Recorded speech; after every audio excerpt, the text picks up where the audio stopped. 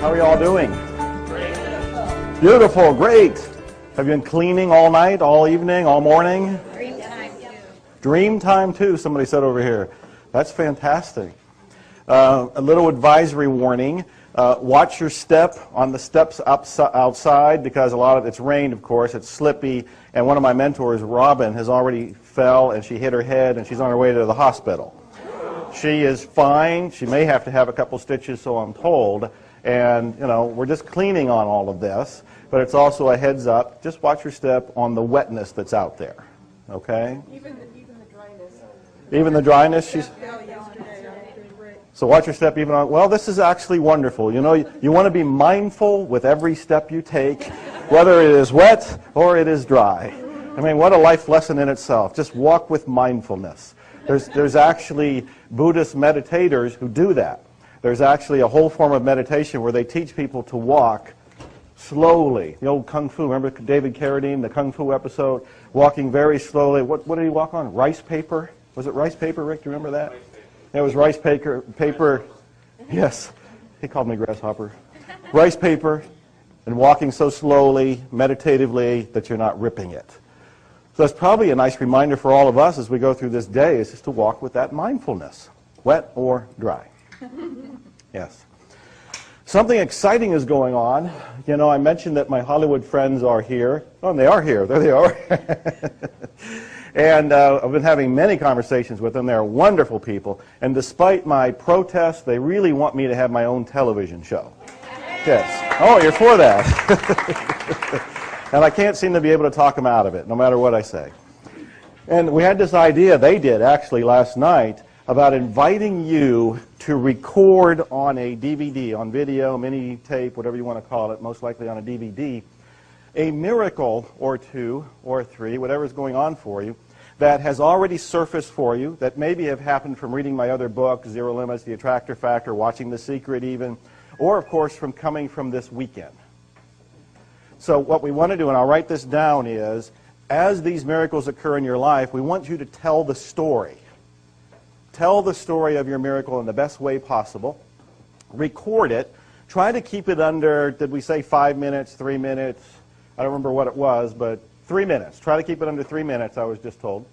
Keep it under 3 minutes, and then send it to P.O. Box 2048. I'm going to write it down.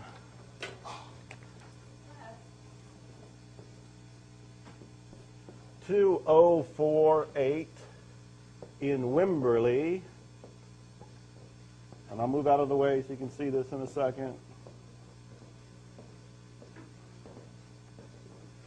So send it to P.O. Box 2048 in Wimberley, W-I-M-B-E-R-L-E-Y, Texas, TX, 78676. And you might put up here Pedal Ranch Videos, which is the code word for Victoria, my partner, to get this. So again, keep it under 3 minutes. Tell your miracle. It could be one that's already occurred from the seminar, from my books. It could be one that's about to occur today or over the next few days. But whatever it is, 3 minutes on video, send it there. And you could be on the Joe Vitale television show. It's going to be called something along the lines of In Search of Miracles or Expecting Miracles, something like that, because I really do believe my mission in life is to inspire people to go for and achieve their miracles. And when we tell stories of people who have done it, it inspires others that they can do it too. So I'm very excited about it. Here's your opportunity to do it. So that's one announcement. Another one is Cindy over here says she's memorized a sonnet that is in Zero Limits. And she would like to, from memory, recite it to us. And we can take it as a kind of prayer, as a kind of meditation, as a kind of way of opening up this morning's experience. Would you come up here and do this? We need a mic. Who has the mic? Mike is coming for you. And you really do have this memorized? You don't need the book? No problem, she says. Just get out of the way, Joe.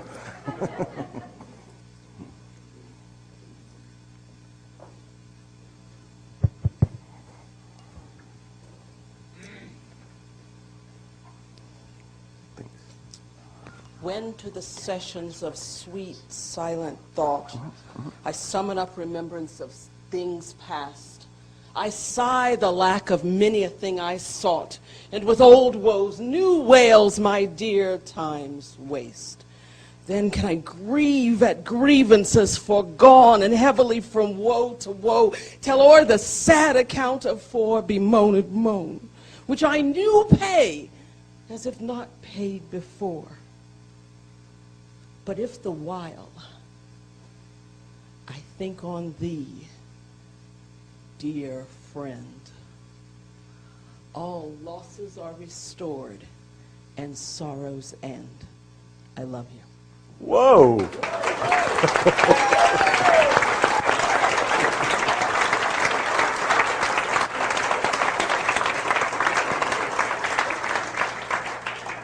Well done. I didn't see that. I'm electrocuted. I got chills going up and down my body. That was fantastic. You are a storyteller by trade? Is that what you're doing? That's what I'm going to start doing. You're going to start doing? You just started. You have come out of the gate. Thank you very much. That was fantastic. Really fantastic.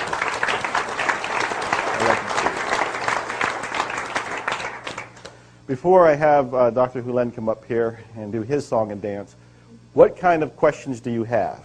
Now I want to remind you that even though he's going to knock those questions back at you, I want you to feel comfortable in asking these questions. They are on your mind. I know they're on your mind because whenever I go to breakfast, lunch, or dinner, you come up and ask me questions. So here is your chance to ask your questions or to remind me of a question you asked me during a breakfast, lunch, or dinner that I can repeat that might be useful to somebody else.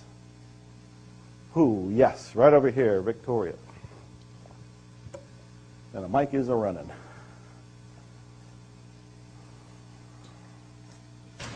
I just wanted to say, hello? Aloha kakayaka kako apau to the room and to everybody this morning.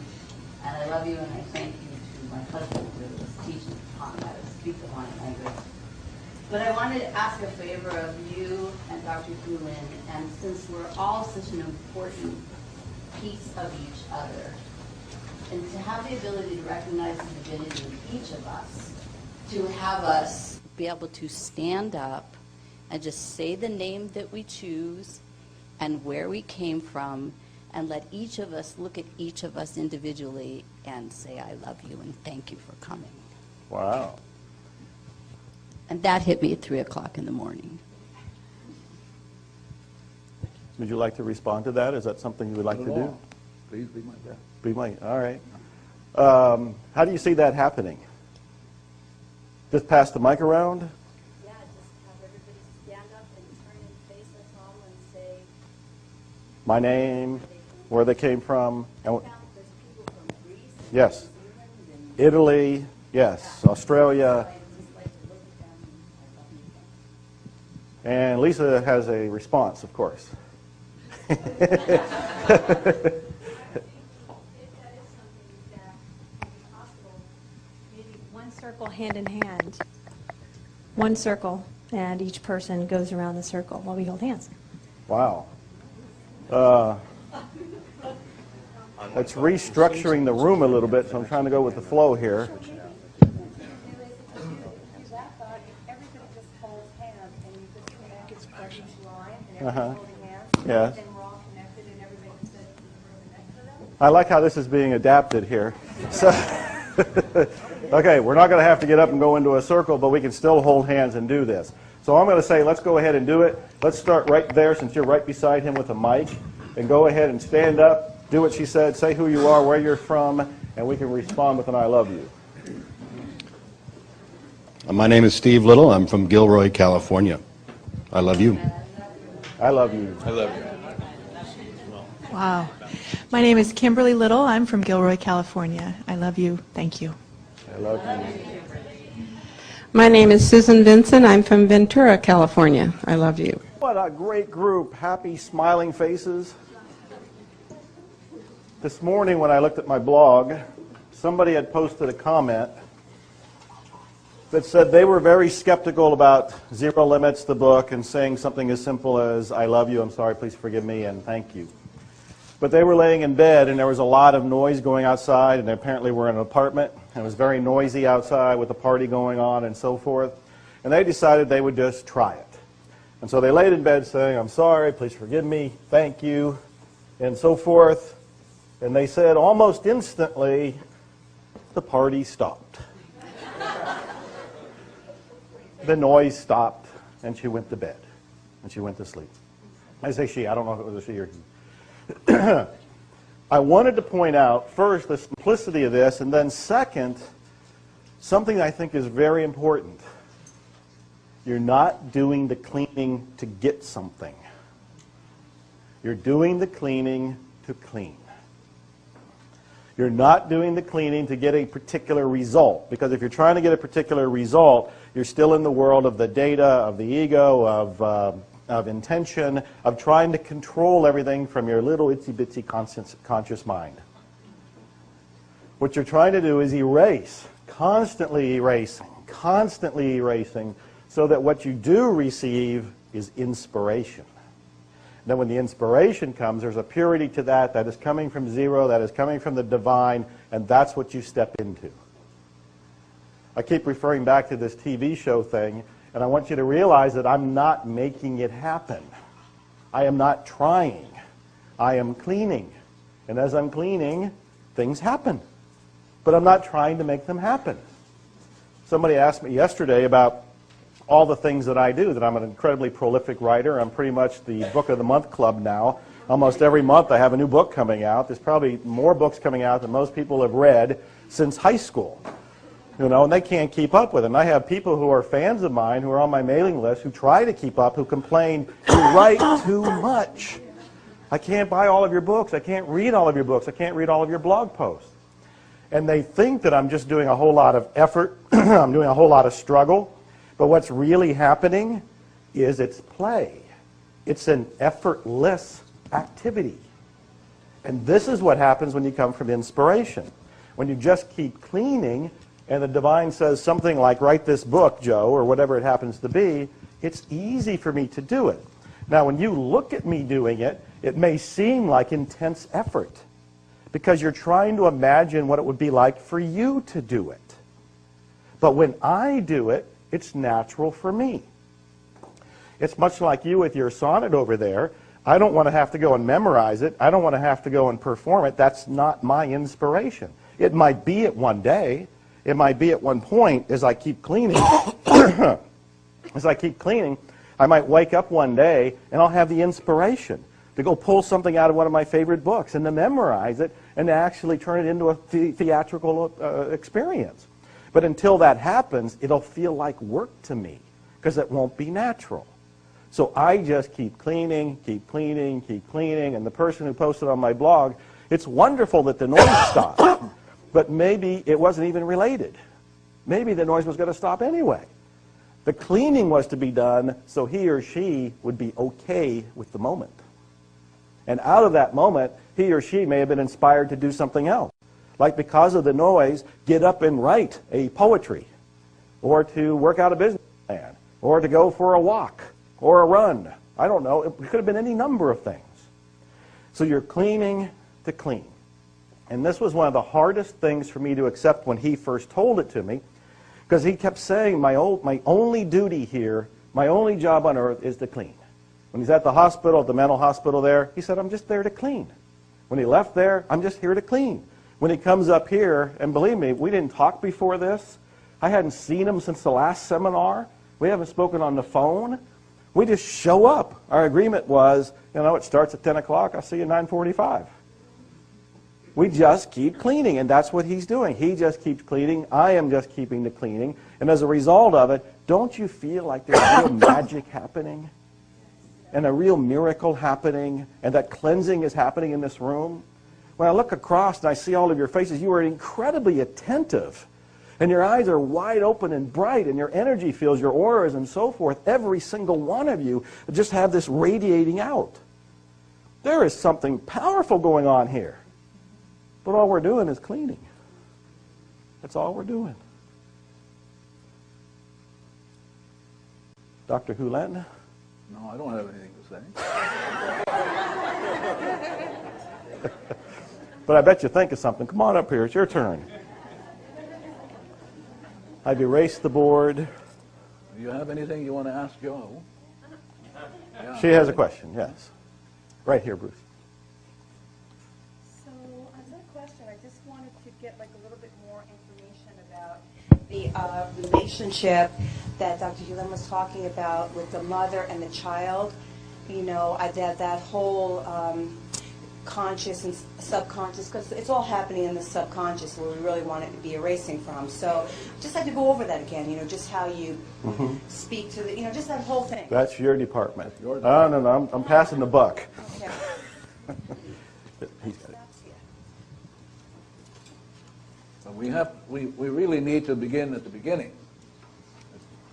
We just have to start somewhere, and the reference point is always zero. Always zero. Now, why should that be so? Well, at zero, there's nothing going on.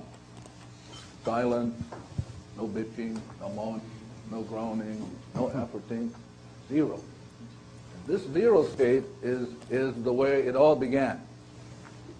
So, you can only be two ways at any given moment. Only two ways.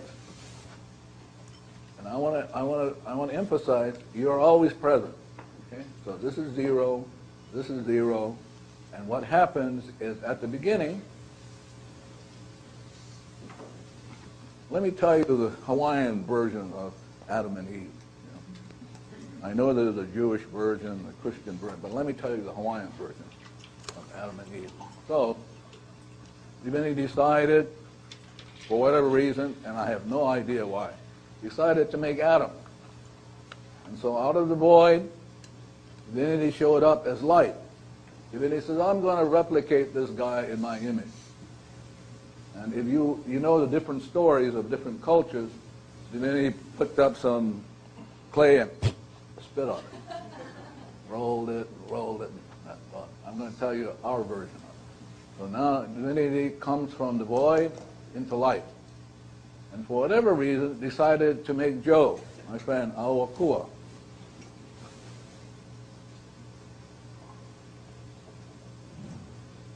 We don't know why.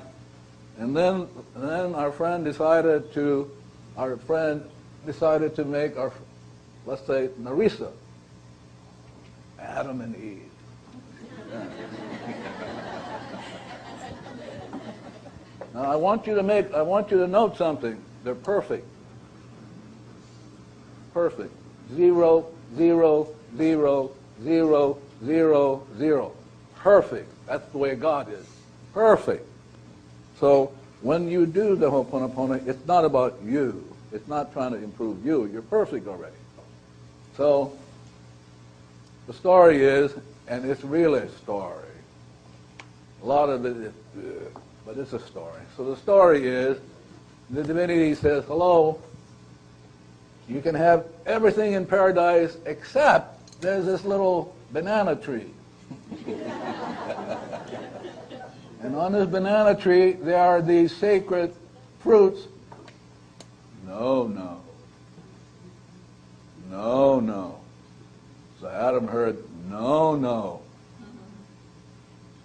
Narisa heard, no. But something came up, and I don't want to go into that, but something came up in which garbage showed up. Now, I'm going to show the garbage both ends now. The garbage showed up. Hawaiians call it space stuff.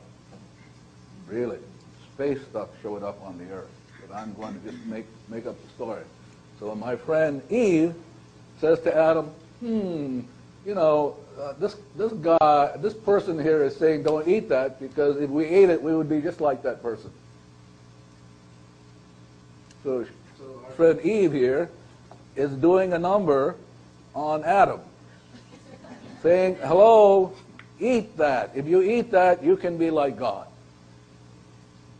And Eve did it for millions and millions of years. Just got on his case. Eat it. No. Eat it. Now he's getting old. No. Oh, no. Keeps on his case, but what the stories don't tell you is that they're both responsible. In other words, Eve is saying to him, eat it. But you see, the only reason why is it's already in him to eat it. No. So now he eats it. Boom, boom. I mean, the hell breaks loose. I mean, snow and rockets and, oh, God knows, everything goes up in the hell. So now we're stuck. So this is the Los Angeles version of God coming into the situation. Watch me. This is God swishing his whatever pajamas, you know. And then the Los Angeles version is, there's been a change in the energy field.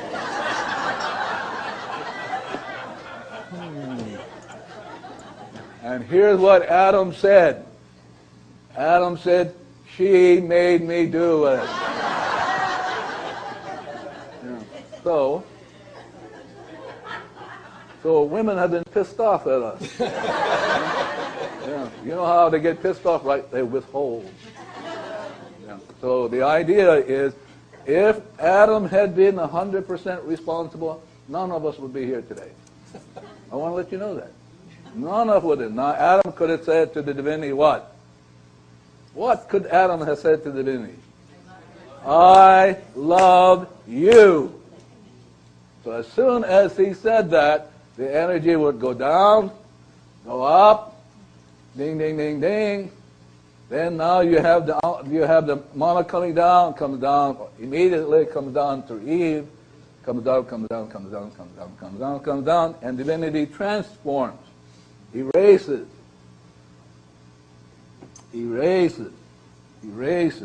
cuts the ties, what the Hawaiians call aka. Just get the oki the aka. Now they're free. But you see, our parents goofed, and our parents, being Adam and Eve, didn't get it, so you and I have to work on it. That's our story.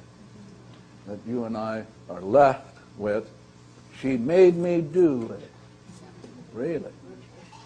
So now we're stuck, but you're going to help unstuck us.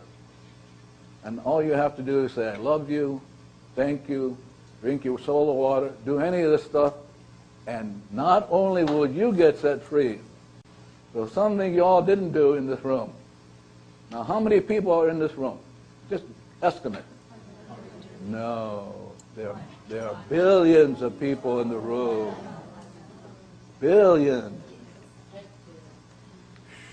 Billions. Family, relatives, and ancestors. So when you go, they go, too. Really. So I want you to know that when you say, I love you, you free up everybody and everything. If you become blameful, she made me do it, we're all stuck. So the idea is, this is why therapists get burned, is because behind Eve is all the family, relatives, and ancestors back to the beginning of creation. So in this room, there are billions of life forms. Let me give you a story that somebody asked Morna a question. This was at University of Hawaii. So let's say my friend asked Morna this question. Morna, blah, blah, blah, blah, blah. And her response is like this. Did you know that you were once a seaweed?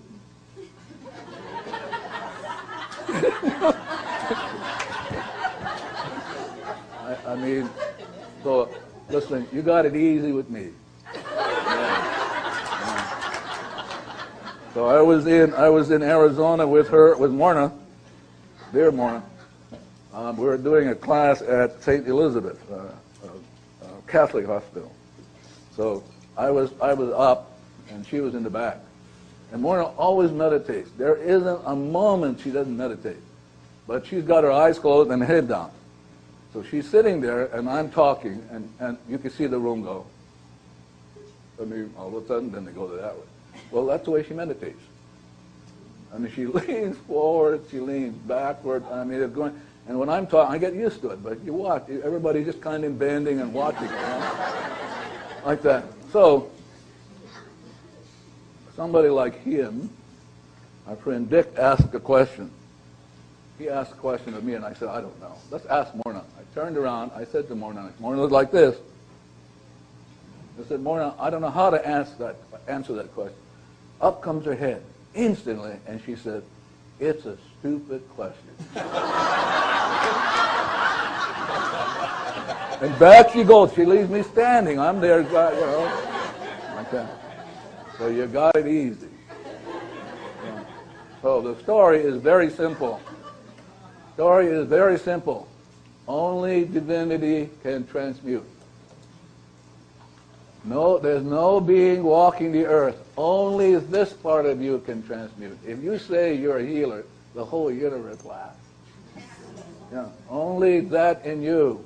It's like my friend Oakua is talking. If he's willing to clean, that in him will inspire him. Because that in him created him. And if you don't get that, you'll be forever stuck. But this part of you, this transmute, inspires, create. But this part of you, now I'm coming to the mother aspect of mine. This part of you has the choice. As Shakespeare said, I don't know what play, Shakespeare said, the question is to be or not to be free. And you're only here to make that choice moment by moment, to be free. And most of us are not aware that there are stuff going on in here for which we are not aware of. This is the relationship is 15 conscious, 15 million you're not aware of. And you talk like you do. So if you're willing to allow the divinity to do its work, and it can't do its work unless you're willing to petition, it won't do it because it's an invasion. So the idea is now the mother is so important. We can forget this part of you. I'm coming down to the mother and child now. Coming down to the mother and child.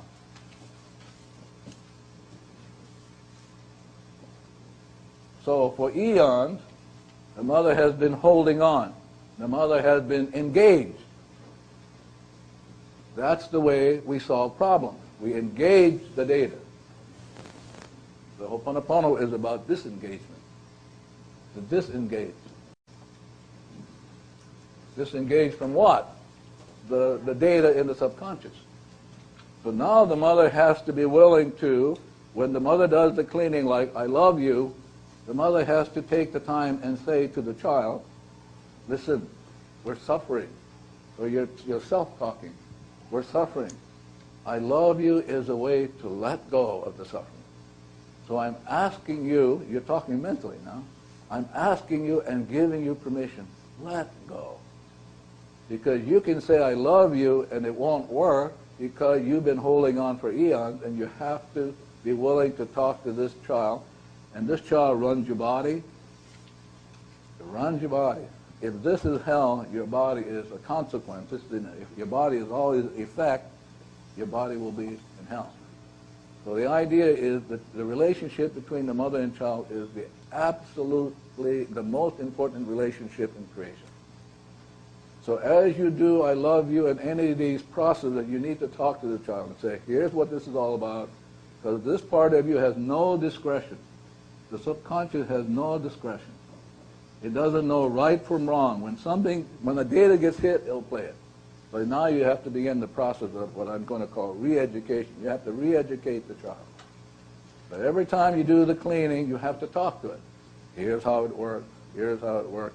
We've learned a process called Hawaii. And here's how the process, and you're talking and you talk. And at some point, if you're willing to do it consistently, you're a disciple of yourself, the child will do it automatically while you're sleeping. But it will not do it if you're inconsistent. So I'm going to pause to see if you have any questions that I can answer.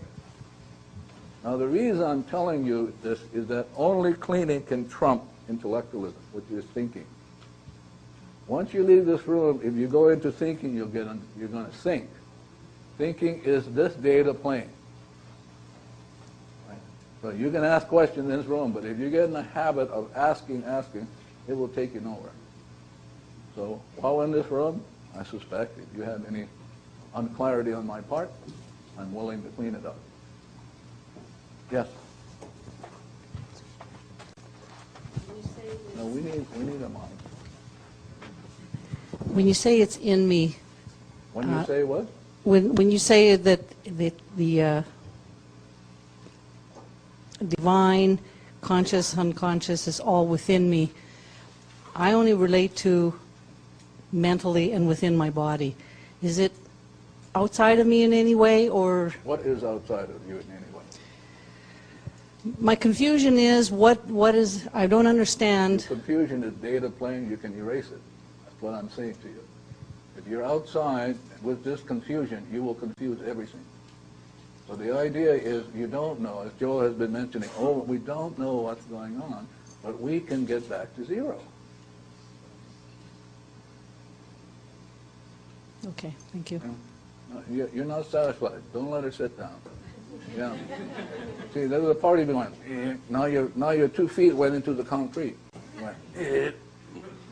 Yeah. Which means the rest of us, our 2 feet are caught in the concrete. Which means, you know what gangsters do to people? They put them in concrete and jump them overboard. Really? Yeah. But I can see her. By the way, that's why you have back pain. You know that? You have back pain. Watch me. Watch me.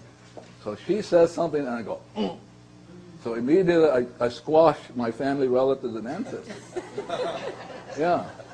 Your back, your whole back and your spine represent, this is your family tree. So every time you go into like battle, this thing gets squooshed. You get squooshed. And that's what some of you have severe back problems, some of you. I watch you. And so I get to clean with it. But yes, ma'am. Sorry. See, I'm only trying to get you to realize when you leave this room and you get stuck in question, too bad, you're gonna go and you're gonna be gone. So I'm willing to ask one, but I need for you to know you can trump it with the cleaning.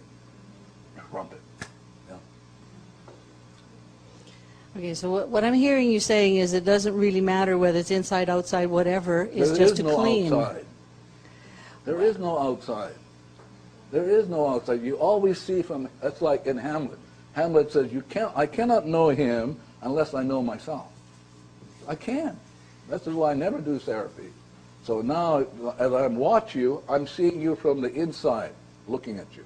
I'm looking at you either as God sees you or as memory sees you. I can't see you otherwise. Not possible.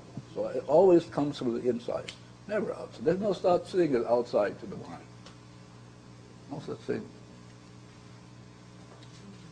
No such thing. There's nothing out there. Nothing. It's all data. And if you don't get that, you're going to be stuck in the data. There's nothing out there. So it's like a good friend of mine, Mary Curler, said, you know, I realized finally that I really strapped my husband. She's talking. Because no matter what he did, he couldn't get out of it. I had to let him go. Well, I said, yeah, kind of like Adam and Eve, you know. Yeah. So your thoughts strap people, but your thoughts come within you. Yeah, that means you're strapped. Oh, how incredible you would strap yourself. Yeah. Yeah. Well, I agree. I do. I like to, I'm analytical, but I'm also you can't controlling. Help it. You've heard the great sage says, Father, forgive them, for they know not what they do, and you can't help it. Ah, but I know. Yeah, but the rest of us are listening. I'm hoping they're saying, I love you, I love you, I love you. But you see, it's more than an exercise. It's a way of living. So as you're talking, we're hoping these people are cleaning. Some of them are going, what's your problem? Yeah, especially, I heard it from this side. What's your problem? I mean, you guys want to keep getting stuck in cement? Right. Then start cleaning. I mean, where's the I love you? Yeah. What happened to I love you, you know? Come on. Last time I cleaned for you. All right. It's because it's all bullshit. Yeah. Okay. This is Eve getting even.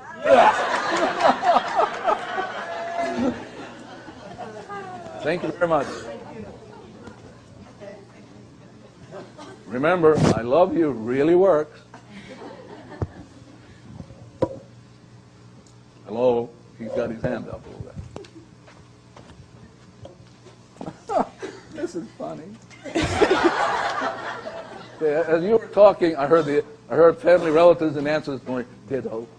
I love ditto. I go, wow, I can say ditto too. Ditto. Yeah. Go ahead. I love you. I love you too. Thank you. And I love you works as long in the beginning, as long as we talk to the child and say, this is the program, this is what we do, we let go. Something like that? Yeah, and it's interesting because it works for a lot of people, and some people it doesn't work for. So you have to stop and say, okay, I'm sorry that I got you to hold on. So you're actually saying to the child, I caused you to hold on. And so now, you don't mind, can you let go? Don't let go. And so you have to re-educate the child, it's okay to let go. But if you're persistent, it'll let go. Because it doesn't want to suffer. Yeah. Isn't that the responsibility of the mama, to not make the child suffer? Yeah. Thank you. No, thank you.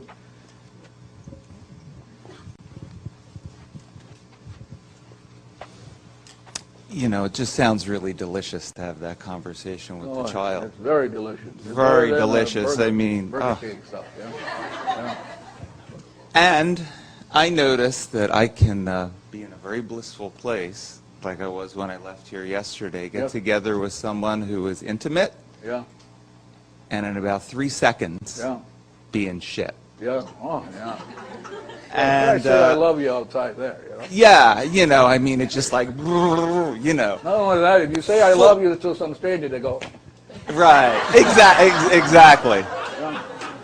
So being kind of intimate, you know. Yeah. So this is just to take off on the same question I had yesterday, but so in the midst of being triggered and angry and everything else that's swirling, just keep doing the mantra? Well, I mean, I would train the child to do it for you.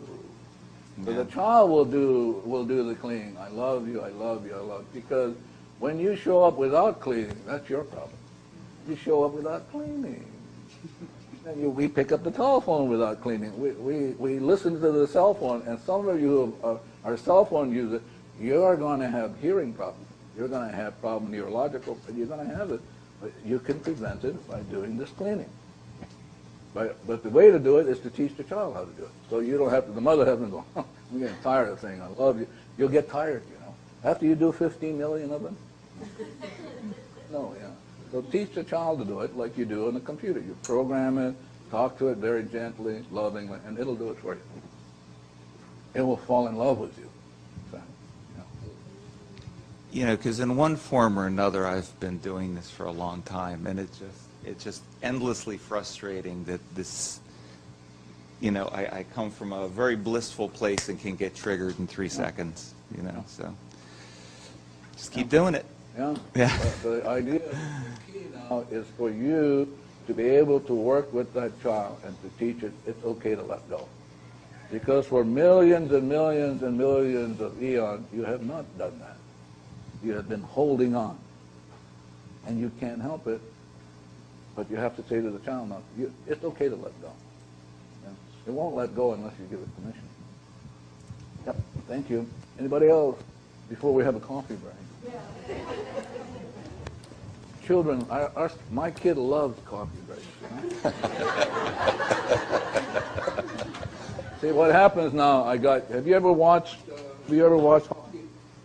Yeah, you know how the goaltender is what? What is the goaltender?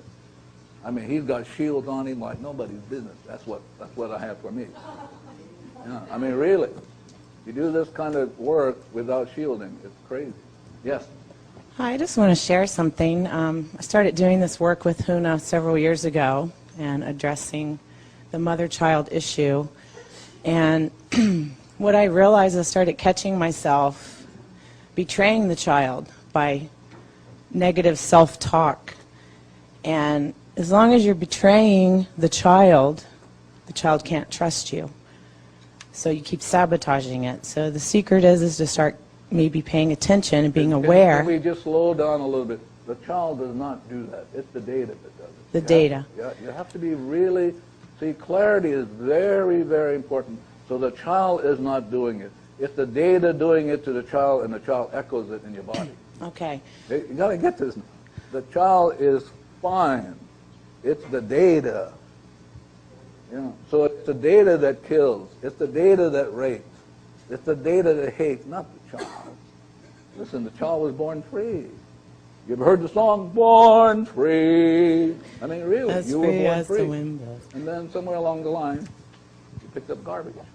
So do you feel like the child, though, believes everything that you tell it? No, it doesn't believe anything. It follows the data. Okay, so... So all you have to do is get rid of the data. So if you're talking negatively to yourself, your child's not hearing No, the data is talking negatively to you. Okay. So now if you work to get rid of the data, you'll be fine. Okay, thanks. It's only data, you all, from Texas. Y'all, only data. And on that note, we'll take a break.